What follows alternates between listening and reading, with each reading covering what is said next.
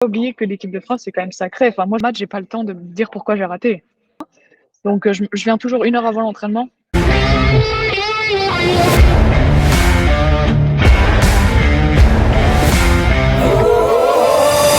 Bonjour tout le monde et bienvenue sur la chaîne Courtside Club.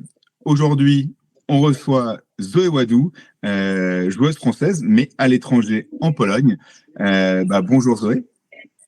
Bonjour, merci de me recevoir. C'est un plaisir. Tout d'abord, question traditionnelle, est-ce que tu peux nous expliquer ton parcours, comment tu as débuté dans le basket et puis qu'est-ce qui t'a tout ton parcours jusqu'en Pologne? Donc, Zoé Wadou, 22 ans, actuellement à Sosnowiec en Pologne, à côté de Cracovie, donc un peu dans le sud de la Pologne.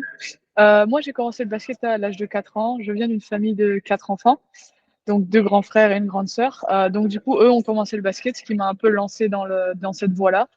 Ils ont toujours pratiqué ce sport-là et du coup, moi, je les ai toujours suivis, aller dans les salles. Depuis que je suis un petit bébé, voilà, j'ai été dans les salles. Ensuite, ça a commencé à devenir sérieux, entre guillemets, quand je suis rentrée au Krebs. L'âge normal, il est de 13 ans. Donc, normalement, c'est de 13 à 15 ans. Mais moi, j'ai été recrutée par Elisabeth Dassonville, notamment, avec 1 an à l'avance, sous les biais de Nicole De Colo aussi. J'ai fait tout ce qui est sélection départementale, mais bon, ça, j'épargne parce que c'est des petites sélections, mais qui sont vraiment quand on est très jeune. Donc, je suis rentrée au Krebs avec 1 an d'avance. Donc, je suis rentrée au Krebs à 12 ans avec Kenra, qui est venue dans l'émission il n'y a pas si longtemps que ça. Voilà, Kenra qui a été avec moi. Donc, je suis restée au Krebs de Wattignies, donc à côté de Lille, de mes 12 ans à mes 15 ans. Ensuite, j'ai fait des tests pour rentrer à l'INSEP, donc à mes 15 ans. Donc, je suis partie sur l'INSEP mon année de la seconde, jusque ma terminale. J'ai passé mon bac là-bas. Ensuite, j'ai signé mon premier contrat professionnel à Villeneuve d'Ascq.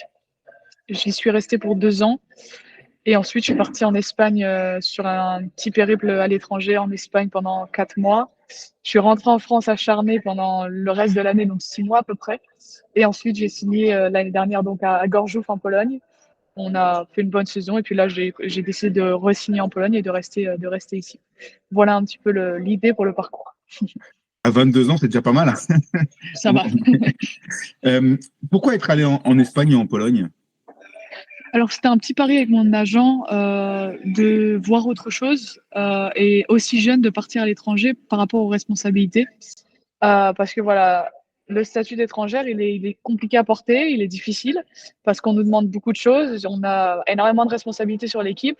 Comme on peut le voir en France, c'est à peu près le même système en France avec nos Américaines, nos étrangères. Sauf que là, c'est moi qui l'ai sur les épaules. Donc, c'était un petit pari, entre guillemets, avec mon agent de partir sur l'étranger, d'avoir beaucoup de responsabilités pour que euh, la popularité, la cote que je puisse prendre fasse un vrai bond plutôt que de rester en France et que le bond soit enfin, vraiment sur une pente ascendante, mais soit longue. Donc l'objectif était vraiment de faire un pari sur l'étranger pour voir ce que les responsabilités pouvaient m'apporter. Est-ce que j'allais devenir la joueuse que je voulais devenir ou est-ce que les responsabilités, je ne pouvais pas les prendre? Et dans ce cas-là, on allait rentrer en France et voir comment on pouvait ajuster les choses. Très clair. On va revenir un petit peu sur ton parcours jeune en équipe de France. Bien sûr. Vice-championne du monde en U17, 2018, de mémoire, quelque chose comme ça, non? 2018, c'est ça. 2018, ouais. Avec un beau carton au final contre les US. Du coup, tu as été remarqué évidemment lors de ce match-là. J'imagine que tu en gardes des bons souvenirs et j'imagine que ça t'a ouvert aussi des opportunités pour les US. Pourquoi ne pas les avoir saisies si tu en as eu? Et puis, tu peux nous en dire un petit peu plus? Donc ouais, non, après le match contre les États-Unis, ouais, j'ai eu beaucoup d'universités qui m'ont contacté parce que j'avais pas d'agence à ce moment-là.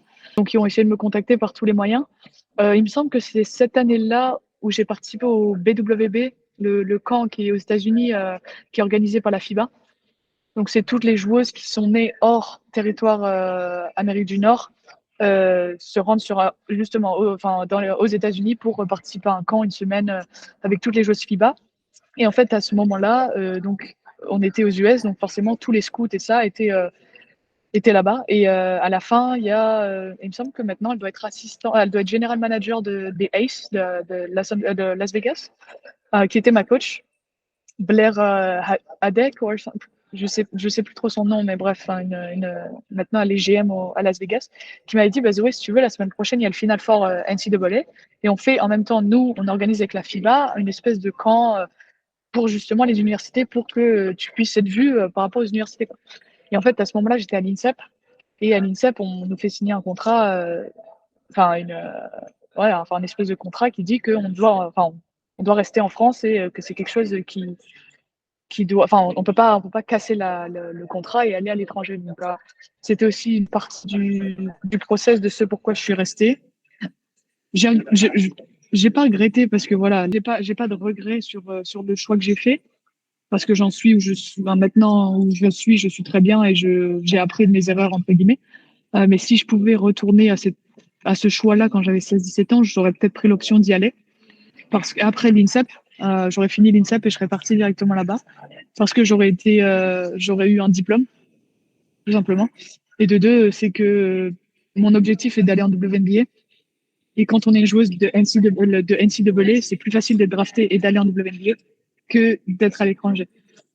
Et d'être draftée et d'aller en WNBA. Donc, l'objectif pour moi, à ce moment-là, il n'était pas si clair que ça. Donc, j'ai pas choisi l'option États-Unis. Mais voilà, j'avais quand même pas mal d'universités qui me voulaient et c'était un vrai choix à ce moment-là de savoir est-ce qu'on prenait le pari d'aller aux États-Unis. Et c'est important, je vais rebondir sur ce que tu as dit. Tu parlais du diplôme. Toi, c'est vrai qu'aux États-Unis, c'est cet avantage-là. Moi, pour être passé juste un an en fac américaine, tu vois aussi que même pour les athlètes, en termes d'infrastructure, ça n'a rien à voir avec ce qu'on peut trouver quelque part, même partout en Europe. Même la plus petite, la fac, a une salle incroyable, des gymnases dans tous les sens, de muscu, bah, bref. Toi, en termes de diplôme, pour revenir dessus, tu as continué tes études ou tu as arrêté juste après le bac? J'ai essayé de continuer, j'ai essayé de faire une licence en psycho. J'ai pas réussi à continuer parce que c'est en fait, la licence de psycho, par exemple, tu peux pas la faire à distance, tu es obligé d'aller à l'université. Sauf que quand tu t'entraînes 2 fois par jour, que tu t'entraînes un petit peu plus et tout ça, bah, t'as pas le temps d'y aller. L'année dernière, en Pologne, j'ai essayé de faire une licence de diète.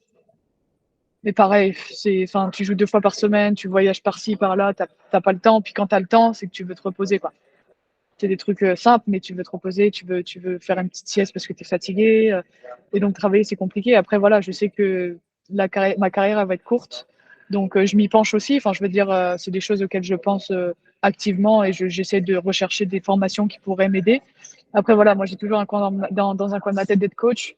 Donc, voilà, à voir aussi si je reviens en France et comment je pourrais faire pour justement passer ces diplômes-là et être coach par la suite, quoi.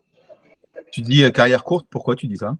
Parce que je sais que voilà, j'ai 22 ans, dans une quinzaine d'années, j'aurai fini. Et 15 ans, ça paraît super long, mais au final, en fait, quand je me rends compte que c'est déjà ma cinquième saison pro, je me dis purée, ça passe vite. Ça passe super vite et voilà, je sais que puis ça va durer 15 ans au maximum, mais peut-être que dans 3 ans, j'aurai une blessure qui fera que voilà, je pourrai pas continuer. Enfin, on sait jamais ce qui se passe et je pense qu'il est important de préserver son avenir et d'y réfléchir au plus tôt possible parce que c'est pas quand j'aurai 35 ans et qu'il me reste à 2-3 ans à jouer qu'il faudra s'y pencher, quoi.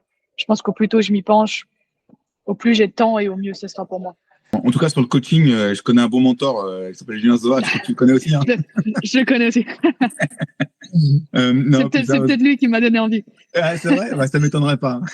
Il a cette faculté de créer de l'envie, de faire adhérer les gens à son message, c'est assez incroyable. Complètement. On va revenir sur le sujet. Bon, cet été, tu as fait le tour des réseaux sociaux OK 54 avec ton shoot à 3 points, clutch. Est-ce que ça t'a apporté quelque chose?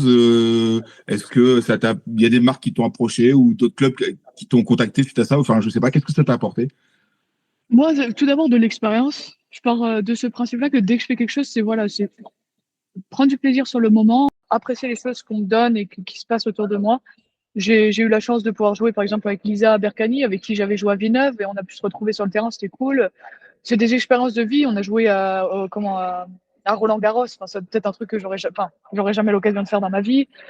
Puis au-delà de ça, voilà, enfin, comme tu le dis, je suis passée un peu partout sur les réseaux et tout, et c'est des trucs tout simples. Mais maintenant, ça existe. Enfin, les réseaux sociaux, c'est quand même part de notre vie maintenant. Donc non, c'est prendre de l'expérience. J'ai kiffé. Après, j'ai mon agent. Donc, il n'y a pas forcément de marques, de clubs, marques et de ça qui m'ont approché directement. Mais après, peut-être mon agent a eu des news et tout, je sais pas. Franchement, je m'attire trop. Tu sais, je suis vraiment en mode, je vis le moment, je kiffe, et puis voilà. S'il arrive quelque chose, tant mieux. S'il arrive rien, bah voilà. Enfin, au moins, j'ai kiffé mon moment. Moi, c'est vraiment ma philosophie. C'est dès que tu fais quelque chose, kiffe à fond, et puis on verra ce qui se passe derrière. Mais non, j'ai pas eu forcément d'approche du quoi que ce soit. Mais c'était cool. C'était cool. C'était un vrai moment. C'est vraiment bien. Bon, bah, attends, en tout cas, c'est la bonne philosophie, il me semble. Je ne veux pas donner de leçons, mais C'est je sûr. crois, du haut de mes 45 ans. Qu'est-ce que j'allais dire? Ouais, donc concrètement, c'est du coup, là, tu cartonnes cette année en Pologne. En Eurocup aussi, je crois que tu as plus de 15 points de moyenne et tu envoies des 3 points dans tous les sens, mais pas que, évidemment. C'est quoi tes objectifs de carrière? Donc du coup, ça fait ma deuxième saison à l'étranger, en Eurocup surtout. Euh, voilà, j'essaie d'aller chercher un haut tableau Eurocup, avoir une équipe Euroleague l'année prochaine. C'est l'objectif d'aller chercher ça sur du court terme. Donc je parle court terme pour moi, c'est la saison prochaine, à voir dans 2 saisons. À moyen terme et à court terme d'ailleurs aussi, c'est d'aller chercher un training camp en WNBA. Ça, c'est vraiment un truc que je veux faire, et c'est aussi ce pourquoi je suis à l'étranger. Parce que les saisons sont très courtes et que du coup, ça me permet, moi, de partir à l'étranger, enfin, en WNBA après. Donc, l'objectif, il est là. Et puis, sur du long terme, voilà, ça serait d'avoir un contrat, d'être dans une équipe WNBA, de jouer dans des top équipes Euroleague, d'y avoir une place, hein, de ne pas être sur le banc, d'être titulaire dans ces équipes-là. Et puis, encore une fois, de kiffer. De kiffer, et que peu importe si ça arrive pas, voilà, mais au moins de kiffer ce que je fais. Et de me dire, franchement, je kiffe ma vie, je suis là où je veux être, et puis voilà quoi. Non, bon, en tout cas, moi, on te le souhaite évidemment. Merci. Tu te mentionnais le fait d'avoir un statut en tant que joueuse étrangère quand tu joues en Pologne. C'est quoi la vie justement et la pression que tu peux avoir et tout ce que tu as à gérer quand tu es une joueuse donc, étrangère, donc ça veut dire un peu star et dans une équipe qui joue une Coupe d'Europe. Tu peux nous en dire un peu plus? Bah, alors, disons que mon rôle, il était un peu différent cette année, parce que mon équipe, c'était la première fois qu'on se qualifiait en Eurocup, et c'est la première fois qu'on arrivait jusqu'au playoff. Donc, j'ai envie de dire que j'ai eu de la chance d'être dans une équipe où j'avais pas forcément de pression, parce que c'était une première fois pour le club. Donc, en soi, eux, ils ont juste kiffé le moment, et ils se sont dit, c'est la première fois, on juste kiffe, et puis voilà. Donc, j'ai pas eu forcément de pression, mais l'année dernière, par exemple, en tant que shooter, j'avais pas le choix que de mettre des tirs. Et c'est-à-dire que dès que je faisais des séries à 0,5, 0,6, bah, tu voyais le coach sur le côté, il me regardait, il me disait, mais tu peux pas mettre un tir? Je dis, bah ouais, je sais, enfin, c'est mon métier, je suis payé pour ça, tu vois. Donc disons que la pression quand tu es étrangère dans un pays, on veut toujours plus de toi. On veut toujours plus de toi. Après, moi, je suis comme ça avec moi-même, c'est-à-dire que si j'ai ça, je veux plus, et je m'entraîne pour avoir ces choses-là. Mais c'est vrai qu'à l'étranger, c'est des choses où il faut être habitué, quoi. Où il faut aimer, du moins. Si on n'est pas Non, habitué, mais au moins, il faut aimer avoir des responsabilités, et vraiment, tu vois, un peu le too go to. Il y a une action, enfin, on a joué Galatasaray à la maison la semaine dernière, on perd de 10, à un moment, j'ai la balle, je me dis, bah Zoé, c'est ton moment, tu vois. C'est à toi de ramener l'équipe sur le score, enfin, de tie le game, tu vois. Genre, c'est à toi de faire ça, parce que tu vas pas demander, enfin, c'est pas méchant, mais tu vas pas demander à ta polonaise de le faire, tu vois, qui a pas l'habitude d'avoir des responsabilités. C'est mon métier, c'est ce pourquoi je suis payé. Donc, à un moment, c'est prendre la balle, tu prends tes responsabilités, tu scores et tu arrives, tant mieux, tout le monde est là, bravo. Mais si tu n'y arrives pas, bah, après, c'est des responsabilités aussi que tu dois prendre. Parce que si tu prends les tirs, que tu les rates, bah, c'est des responsabilités qu'il faut prendre. Et après, tu dois aussi prendre les gens quand ils vont venir, et ils vont te blame, tu vois, ils vont venir te voir ouais. et te dire qu'est-ce que tu fais. Ok, ma bad, tu vois. Donc, c'est des responsabilités qu'il faut prendre. Il faut avoir les épaules pour pouvoir les prendre. Mais après, moi, j'aime ça. J'aime les responsabilités, et j'aime que les gens me disent, bah tiens, t'as un tir pour nous faire gagner le match, prends-le. Pas de problème. Donc, c'est ça. C'est capable de prendre des responsabilités et de les assumer. Tu,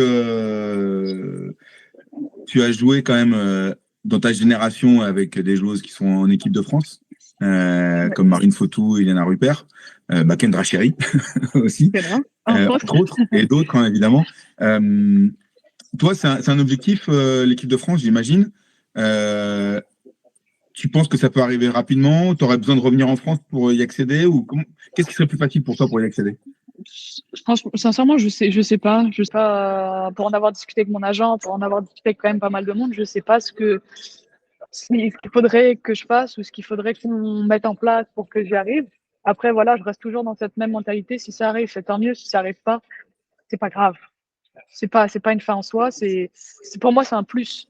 C'est-à-dire que l'équipe de France, c'est vraiment quelque chose. Si j'y arrive, bah, je kifferais le moment parce que voilà, c'est quelque chose auquel je m'attends pas. Et donc, ça serait quelque chose que je prendrais avec mes mains et vraiment, je serais en mode, bon, bah, vas-y, on va jouer, on va kiffer et on va faire ce qu'on peut. Mais si ça vient pas, je serais pas en mode, bah, j'ai raté ma carrière parce que j'ai jamais été en équipe de France. Parce qu'il faut pas oublier que l'équipe de France, c'est quand même sacré. Enfin, moi, je le vois avec les Polonaises ici. Dans mon équipe, il y a pas de filles qui sont en équipe nationale, tu vois. Et nous, en France, toutes les équipes, il y a au moins une fille qui est en équipe nationale. Au moins, enfin, pour à peu près toutes les équipes. À peu près. Tu as des équipes comme Lyon où tu as leur 5 majeurs, ça peut être que des filles de l'équipe de France, tu vois. Et en fait, je pense qu'en France, on se rend pas compte à quel point c'est difficile d'y aller et d'y être parce qu'il y a tellement de bonnes joueuses en France que c'est super compliqué.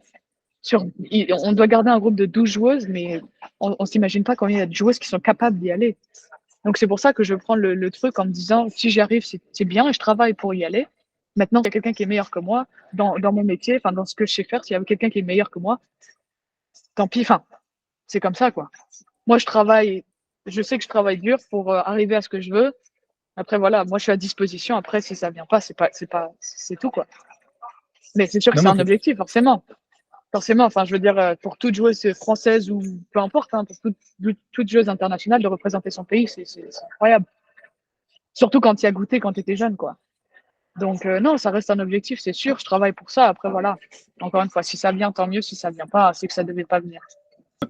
par rapport à ça, toi, tu envisages un jour de revenir jouer en France ou tu penses que ta carrière, elle est aujourd'hui, tu kiffes la vie à l'étranger et ce rôle-là ou enfin, comment tu te vois par rapport à revenir en équipe de Non, la bien France ou sûr. pas? Enfin, moi, je compte revenir à la maison, hein, parce que, enfin, voilà, d'être à l'étranger, c'est bien et ça, mais on se rend pas. Je pense que quand on voit les gens à l'étranger, on se rend pas compte de tout ce que ça apporte, enfin, tout ce que ça oblige. C'est-à-dire que je vais être très clair, hein, c'est des trucs auxquels on pense pas, mais par exemple, je travaille que 8 mois. Donc, mon contrat, il est de septembre à avril. À avril, c'est-à-dire qu'à avril, j'ai fini, donc j'ai plus de contrat. Donc, ça veut dire que je ne travaille pas, parce que mes contrats, c'est des CDD, du coup. Et en avril, je ne suis plus payée jusque septembre si je repars à l'étranger. Donc ça veut dire que pendant 4 mois de l'année, je ne suis pas payée. Donc je suis obligée, par exemple, d'utiliser le chômage en France. Ou de travailler, moi, de trouver un job en France et de le faire. Sauf que le problème, c'est que si je trouve un job, je ne peux pas m'entraîner. Ou du moins, je ne peux pas m'entraîner à autant que je le voudrais. Et c'est des trucs comme ça où, en France, on est payé sur 12 mois. Donc 12 mois, si l'été, on veut faire quelque chose, bah, on est quand même payé et du coup, on peut le faire. Sauf qu'ici, à l'étranger, il faut y penser. Pareil par rapport à l'assurance maladie. C'est-à-dire que j'ai plus de droits, donc ça veut dire que maintenant, s'il m'arrive quelque chose, bah, je dois payer. J'ai plus quelqu'un qui va me couvrir. Enfin, tu vois, c'est plein de petits trucs comme ça auxquels on ne pense pas quand on est à l'étranger.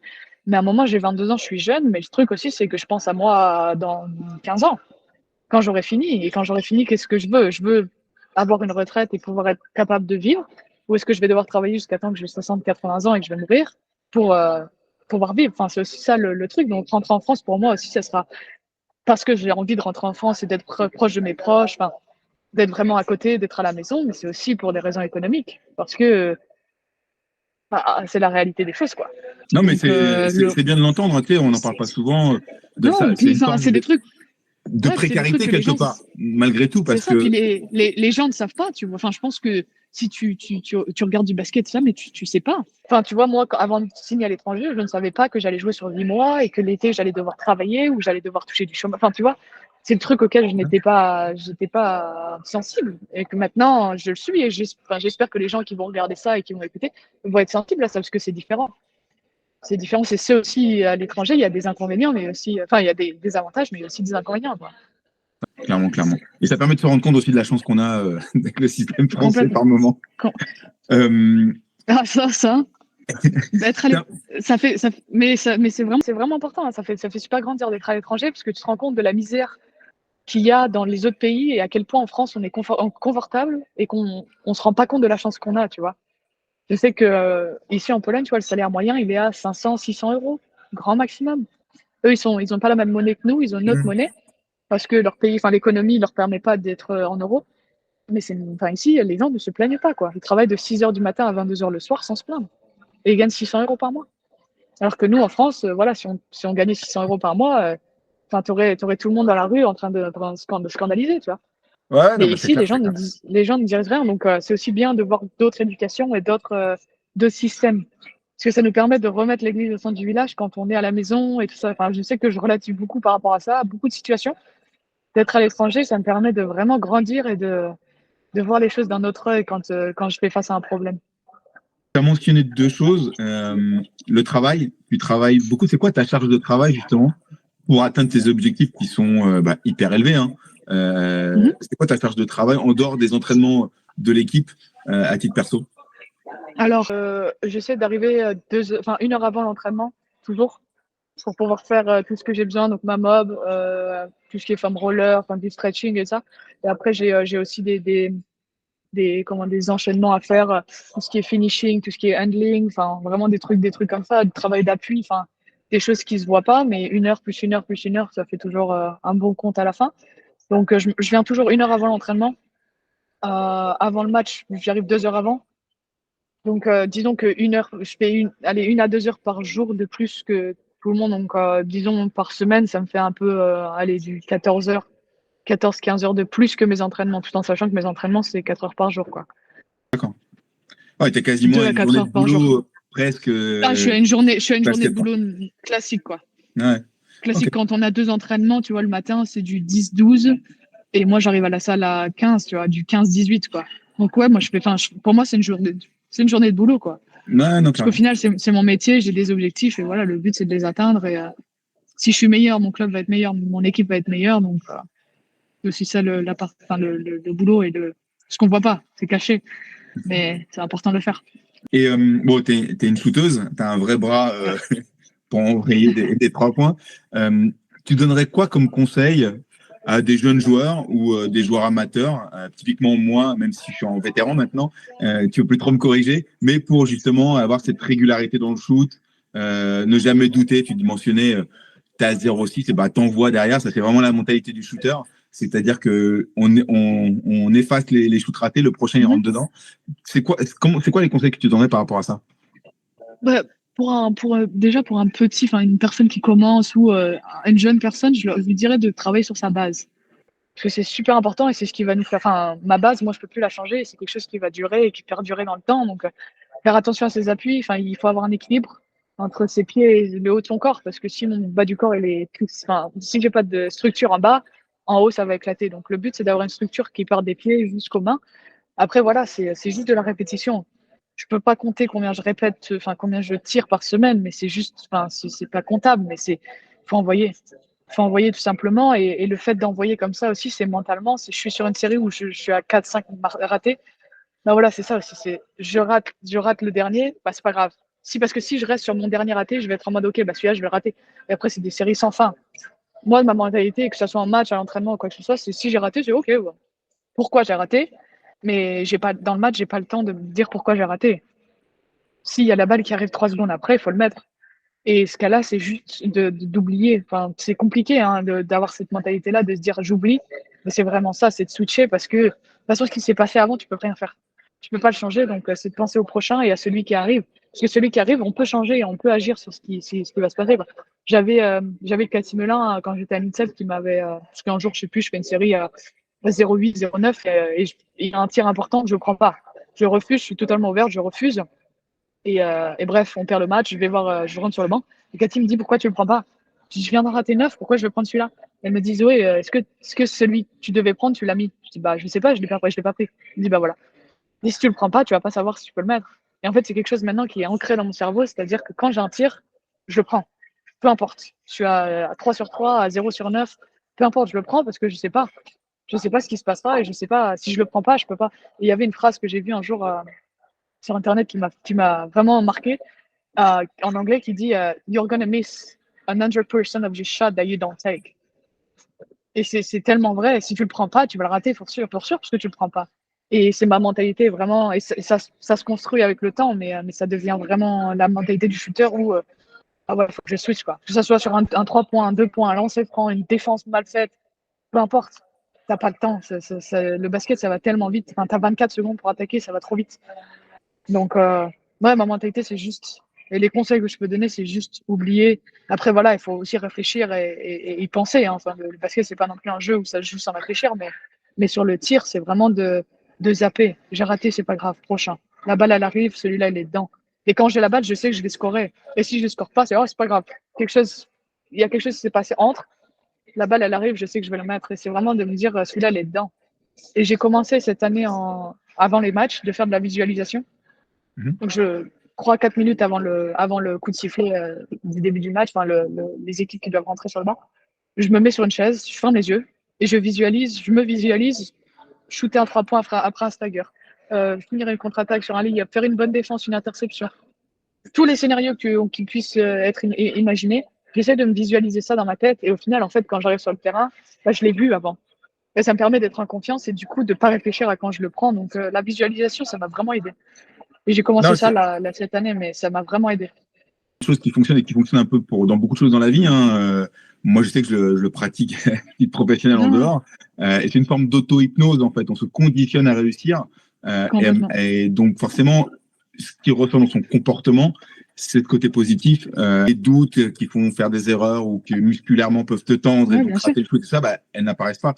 Donc, je pense qu'effectivement, c'est très, très important. Et l'autre point, c'était la famille. Tu l'as mentionné, rejoindre tes proches. On voit sur les réseaux qu'ils partagent pas mal de photos avec ta maman. C'est quoi l'importance de la famille quand on est une joueuse pro? Franchement, moi, ma famille, que ce soit mes parents, mes frères et sœurs, mes neveux et nièces, tout le monde, c'est vraiment genre ce qui me tient debout. Ce qui est debout, parce qu'à l'étranger, c'est pas facile. Genre, par exemple, là, je joue demain et je joue le 27 décembre. Donc, ça veut dire que j'ai pas le temps pour rentrer à la maison pour Noël. Et ça, c'est des moments qui sont importants quand même. Mais voilà, je sais que il peut être 4 heures du matin, j'ai mal joué, j'appelle mes parents, ils vont être là, ils vont essayer Ils y connaissent pas grand-chose de basket, parce qu'ils en ont jamais fait. Maintenant, ils connaissent parce qu'ils me regardent jouer, donc ils commencent à savoir ça. Mais je veux dire, ils n'ont pas les analyses techniques qu'un coach ou quelqu'un qui a joué au basket pourrait. Mais voilà, c'est toujours le petit pick-up qui va te dire, hey, c'est pas grave, c'est fait, c'est pas grave. Et voilà, ma famille, moi, c'est vraiment mon rock. Tu vois, en anglais, on dit, c'est mon rock, tu vois. Et pour moi, ma famille, c'est ce qui me tient debout. Ils essaient de venir me voir et regardent tout le temps mes matchs. Après, quand j'ai fini le match, j'ai toujours un message de mes frères, de ma sœur, de mes parents qui me disaient Zoé, bien joué. Enfin, tu vois, ou même quand c'est pas bien joué, c'est pas grave, pense au prochain et ça. Donc ma famille, moi, c'est vraiment ce qui me permet d'apprécier ce que je fais. Et encore une fois, de me. Tu sais, je pourrais culpabiliser d'être à l'étranger et de ne pas être auprès de ma famille, tu vois. Et ils m'aident à ne pas culpabiliser et à réaliser mes rêves. Parce qu'il me pousse à être meilleur tous les jours et il me pousse à me dire, Zoé, tu vas voir ça, vas-y, travaille pour ça et va le chercher, tu vois. Et je sais qu'ils sont fiers de moi et ça ça vaut tout l'or du monde, quoi. Eh ben, écoute, on va finir sur ces belles paroles. Merci beaucoup, Zoé, pour ton temps. C'était passionnant. Merci. On a appris plein de choses, notamment les spécificités du jouer à l'étranger, tes choix, pourquoi, comment et tout. Donc, c'était canon. Faut la soutenir. N'hésitez pas à la suivre sur Insta. Je mettrai dans la description ton Insta. On te souhaite plein de bonnes choses, de bonnes fêtes, évidemment. Merci. À vous aussi. Et puis, on va croiser les doigts. Équipe de France, JO, WNBA, la totale, quoi. Pourquoi pas.